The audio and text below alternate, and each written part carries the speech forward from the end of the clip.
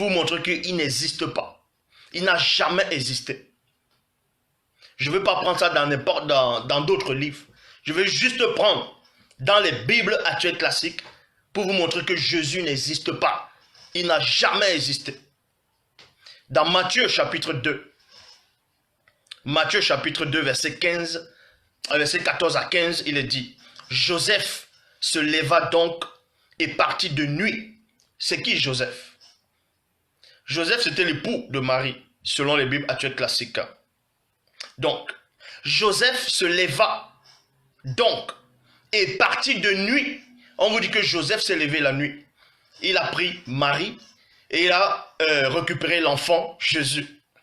Amena l'enfant et sa mère pour se réfugier en Égypte. Il y a point.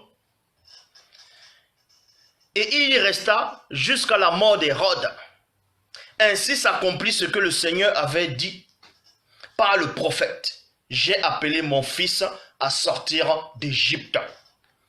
Et je le dis ici, devant tout ce monde qui regarde cette vidéo, c'est un mensonge. Matthieu chapitre 2, verset 14 à 15, est un mensonge. Il y a même, je vais vous donner un autre verset dans la Bible qui va contredire Matthieu. Donc, dans Ésaïe chapitre 31, verset 1, Bible de Jérusalem. Mais avant ça, on vous dit, Joseph a pris le petit enfant, il est allé se réfugier en Égypte. Donc ça veut dire qu'il allait chercher du secours en Égypte. Il est allé chercher du secours en Égypte. Or, Ésaïe chapitre 31, verset 1 dit quoi? Malheur à ceux qui descendent en Égypte pour y chercher du secours. Il y a point. Donc, malheur à ce Joseph. Malheur à ce petit enfant. Malheur à Marie. Puisqu'ils sont allés chercher du secours en Égypte. C'est les prophètes qui ont prophétisé. Le prophète a parlé. Or, on vous dit que quand Jésus était petit, on l'a mené en Égypte. Et on attendait que Hérode puisse mourir. Parce que Hérode devait tuer le petit enfant. Puisqu'ils ont juste plagié l'histoire de Moïse. Donc, quand Moïse était petit, on a tué tous les petits, on tué les nouveau-nés. Mais Moïse aussi, c'est une histoire plagiée. Donc, je répète, on va aller tout doucement. Dans Matthieu chapitre 2, verset 15, il est dit, « Ainsi s'accomplit ce que le Seigneur, ce que Yahvé Adonai Elohim, l'éternel Jéhovah, avait annoncé, avait prédit par le prophète. J'ai appelé mon fils à sortir d'Égypte. » Nous allons donc voir où la prophétie a eu lieu. Nous allons donc voir qui était ce prophète.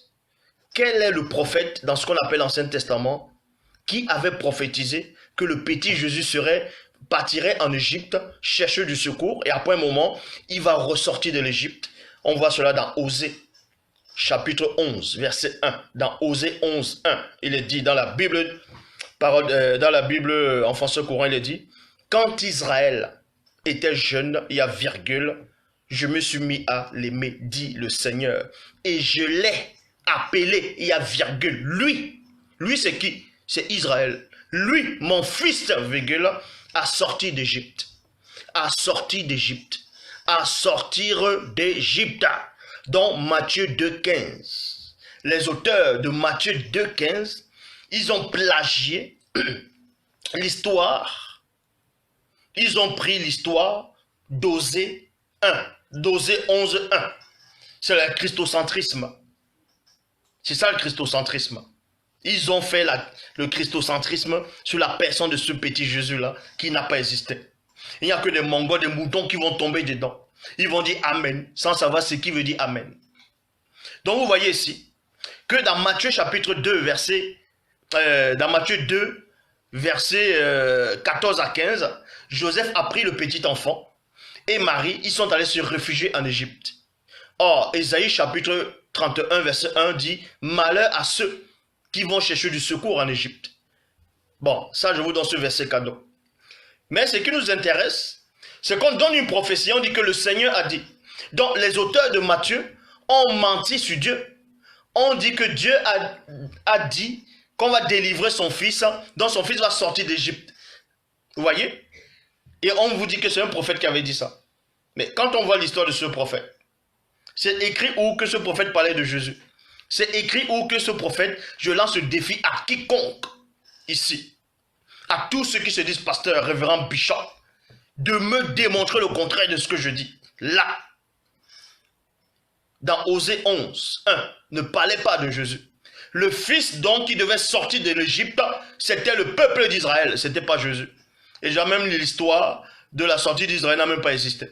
Donc, Osée 11, 1, quand Israël était jeune, je me suis mis à l'aimer, dit le Seigneur, et je l'ai appelé, virgule, lui, mon fils, virgule, a sorti d'Égypte. Osée, chapitre 11, verset 2, Bible de la liturgie, il est dit, quand je l'ai appelé, il y a virgule. Quand je l'ai appelé, on a appelé qui? Le fils dont on fait allusion dans Osée 11, 1.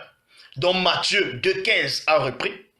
Dans Osée 11, 2, il est dit, quand je l'ai appelé, virgule, il s'est éloigné pour sacrifier au Baal et brûler des offrandes aux idoles.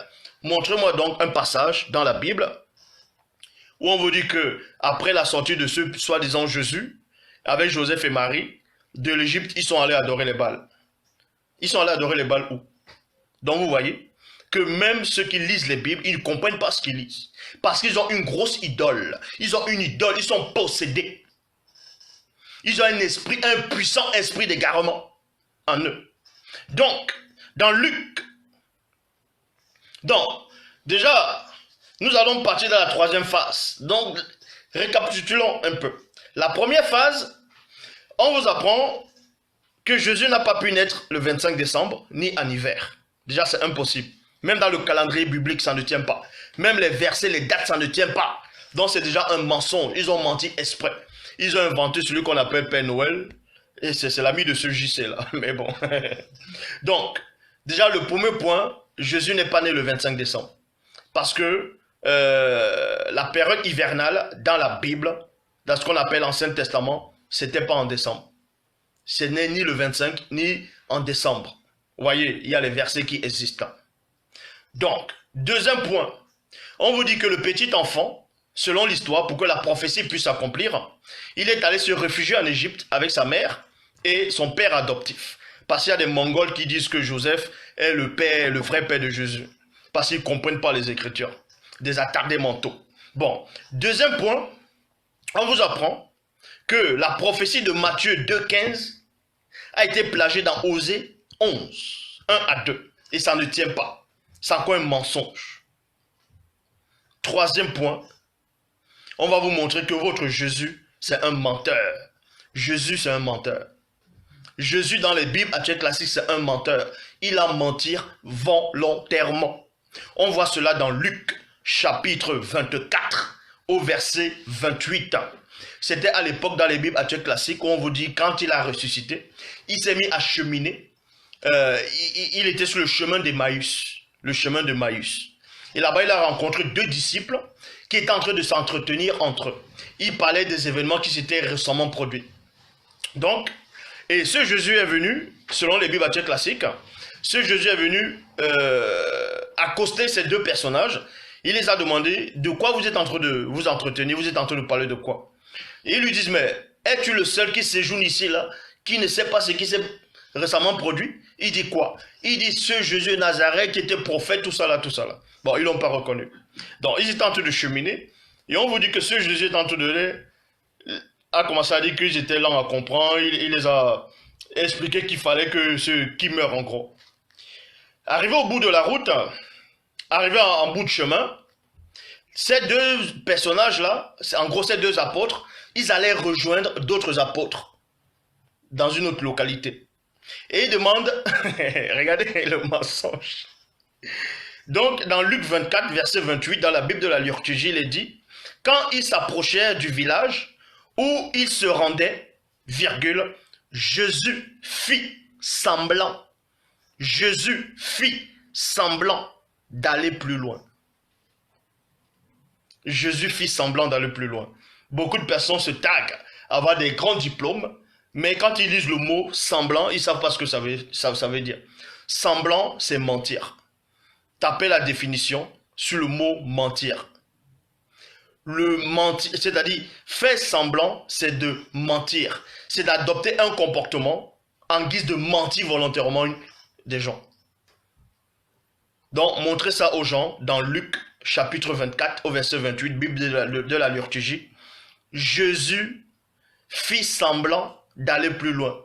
Traduction King James, il est dit, et il faisait comme s'il voulait aller plus loin. Vous voyez? Bible en français courant, Jésus fit comme s'il voulait poursuivre sa route. Donc, il a menti.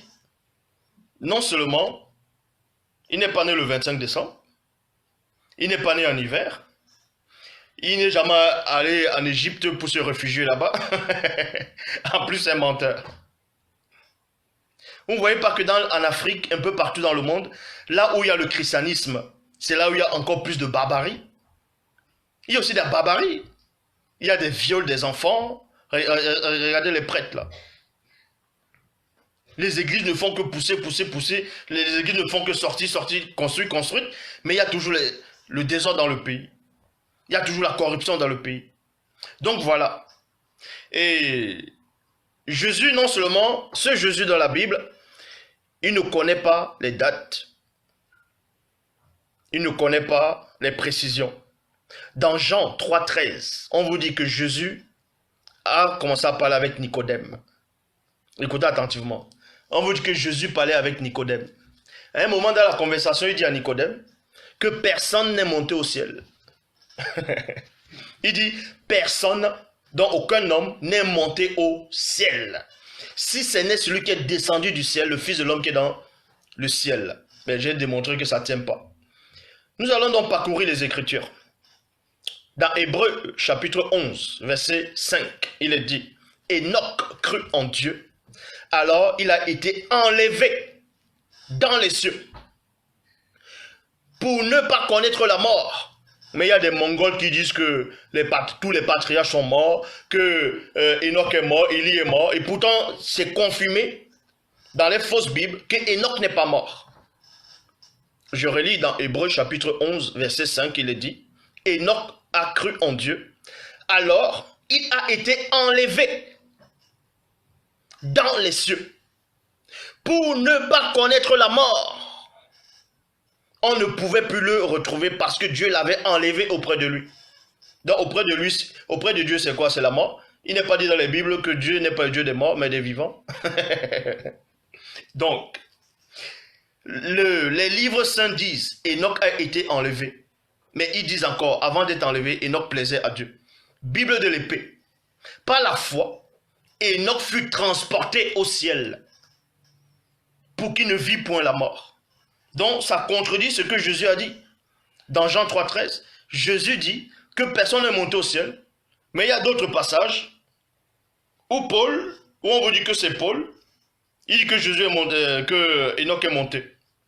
Donc, dans 2 Rois, chapitre 2, verset 11, il est dit, ils cheminèrent, s'entretenant ainsi, lorsque tout à coup un char de feu avec des chevaux de feu les sépara l'un et l'autre dans un tourbillon, virgule, Élie monta au ciel. Point. Dans 2 Rois, chapitre 2, verset 11, dit que Élie, le Tishbite, c'est-à-dire le prophète Élie, est monté au ciel. Il n'est pas mort. Et on vous apprend que Jésus vient. Il dit à Nicodème que personne n'est monté au ciel. Vous voyez? Et il y a des Mongols qui vont dire non, vu que c'est le Messie, c'est lui qui connaît tout, c'est lui qui doit... Non, il n'a pas existé. C'est un menteur. Élie est bel et bien monté au ciel, selon les Bibles actuelles. Donc, là on est en train un peu de parcourir l'histoire de ce Jésus. Parce que j'avais tellement fait, même de soi-disant son père. Dans Hébreux chapitre 10, vous allez encore voir un autre mensonge. Ils vont prendre le christocentrisme, pour centrer Christ sur toutes les écritures majeures, pour faire croire que toute forme et grande prophétie émane de lui. Dans Hébreux chapitre 10 au verset 5, il est dit, c'est pourquoi au moment où le Christ va entrer dans le monde, il dit à Dieu, 2 points, tu n'as pas voulu de sacrifice ni offrande, mais tu m'as formé un corps. Traduction David Martin, il est dit. C'est pourquoi Jésus-Christ, en entrant au monde, a dit, tu n'as point voulu de sacrifice, ni d'offrande, mais tu m'as approprié un corps. Nous allons donc voir où cette prophétie, où cette parole a été dite, puisque c'est une prophétie. La prophétie se trouve dans Psaume 40, verset 7. Et vous allez voir, dans Psaume 40, verset 7, il n'était nullement question de Jésus là-dedans. Ce n'était pas de Jésus dont on faisait allusion. Donc, dans le livre de Hébreux, ils ont encore menti. C'est un christocentrisme.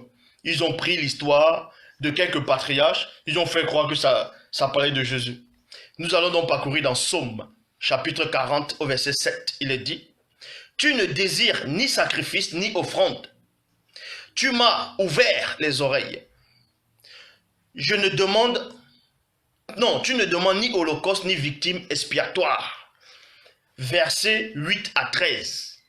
Toujours dans Psaume 40, dans la Bible Ostéval, nous allons lire tout le contexte pour vous montrer que ce n'était pas de Jésus dont on faisait allusion ici. Donc c'est encore un mensonge. Alors j'ai dit, voici je viens. Il est écrit de moi dans le rouleau de ton livre. Point. Mon Dieu, j'ai pris plaisir à faire ta volonté. Et ta loi est au fond de mes entrailles.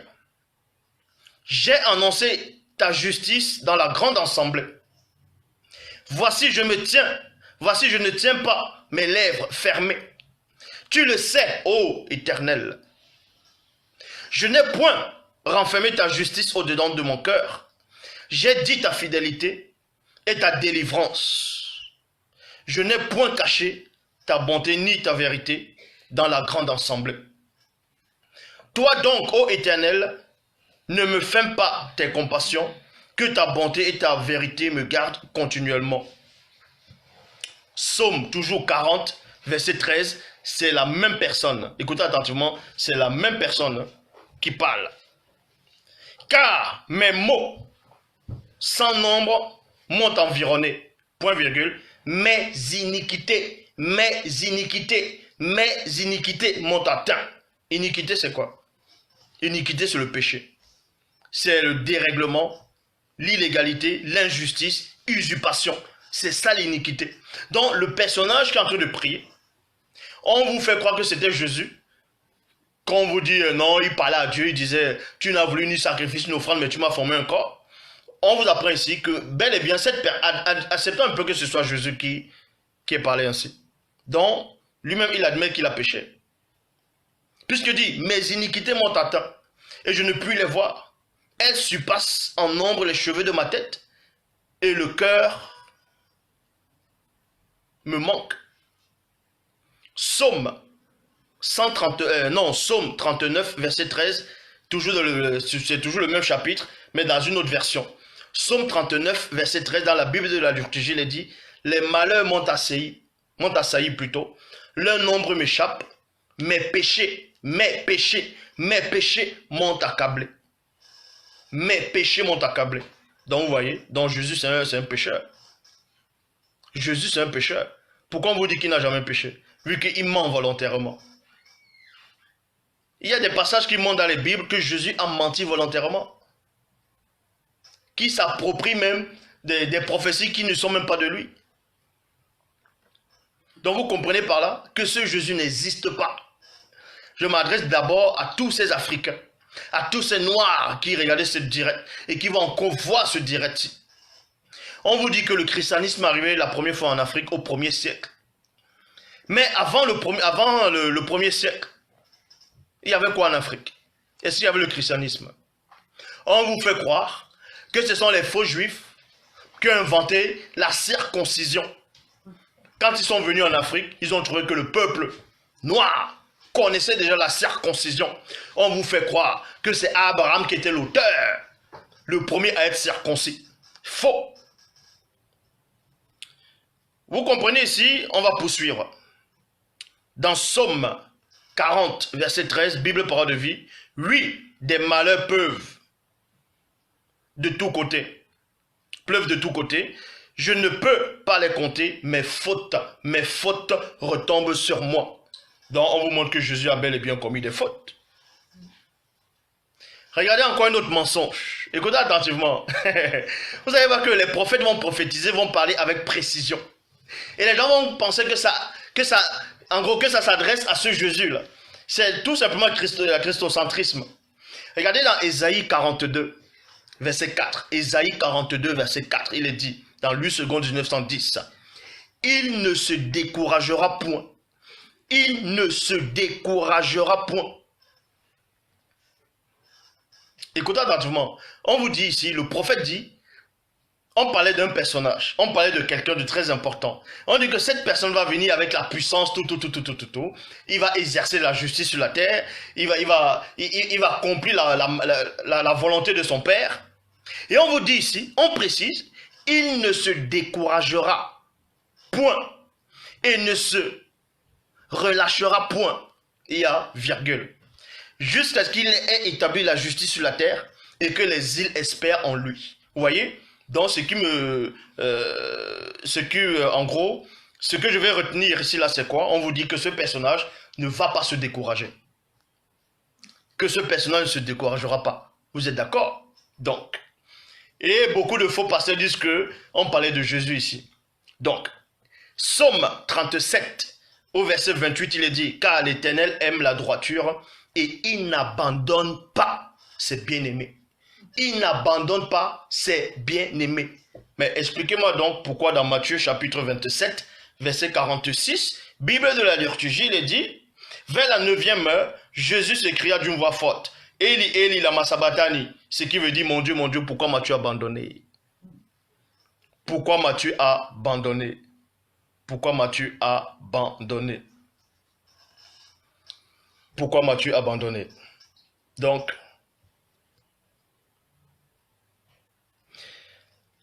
vous voyez déjà on vous dit que Dieu n'abandonne pas ses saints, Dieu n'abandonne pas ses enfants, Dieu n'abandonne pas ses bien-aimés.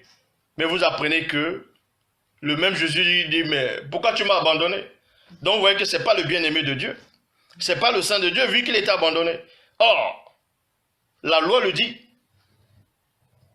que Dieu n'abandonne pas ceux qu'il aime. Maintenant, quand vous lisez dans Ésaïe, je vais repartir dans Ésaïe 42, verset 4, il est dit, il ne se découragera point. On vous fait croire que c'est Jésus, que la prophétie émane, que ça s'adresse à Jésus. Or, quand vous lisez dans Psaume 40, verset 13, Bible Parole de Vie, il dit, oui, des malheurs peuvent de tous côtés, je ne peux pas les compter, mes fautes retombent sur moi, elles m'empêchent de voir clair et à point. Elles sont nombreuses que les cheveux de ma tête, virgule, et je suis complètement découragé. Point. Je suis complètement découragé. Voilà. On vous dit que c'est Jésus qui parle, que ça s'adresse à lui. Mais Jésus dit là qu'il est complètement découragé. Et puis dans Ésaïe 42, verset 4 dit, il ne se découragera point. Mais il faut savoir, dans Ésaïe ne savait pas ce qu'il faisait quand il prophétisait. Donc, vous comprenez ici, Jésus c'est de la confusion. Jésus c'est de la confusion. Jésus n'a pas existé. Je le dis, je le répète et je pèse mes mots. Des gens vont dire, non Zouloula, attention, tu vas aller en enfer. C'est toi qui vas m'amener en enfer. C'est toi qui vas m'amener en enfer. Jésus n'existe pas. Ça, c'est l'usurpation. Le vrai qui existe, c'est Dieu qui savait. Et la vraie histoire, c'est dans la Bible. Kalatambale, la seule Bible authentique. Et les faux juifs le savent. Vu qu'ils regardent mes vidéos. Ils regardent mes vidéos. Les pleins de chefs religieux, là, savent qui je suis. Mais ils sont où? Dans tous les passages que j'ai donnés, là, que je viens de donner, aucun ne peut me prouver le contraire. Personne ne pourra me prouver le contraire. Donc, arrêtez une bonne fois pour toutes d'être encore avec ce Jésus-là. Jésus n'existe pas. Et Jésus, ce n'est pas Emmanuel. Parce que dans les églises, ils chantent, ils font les DVD, ils disent Jésus de Nazareth, ils disent c'est Emmanuel, qui veut dire Dieu avec nous. Mais quand vous lisez dans la prophétie d'Ésaïe,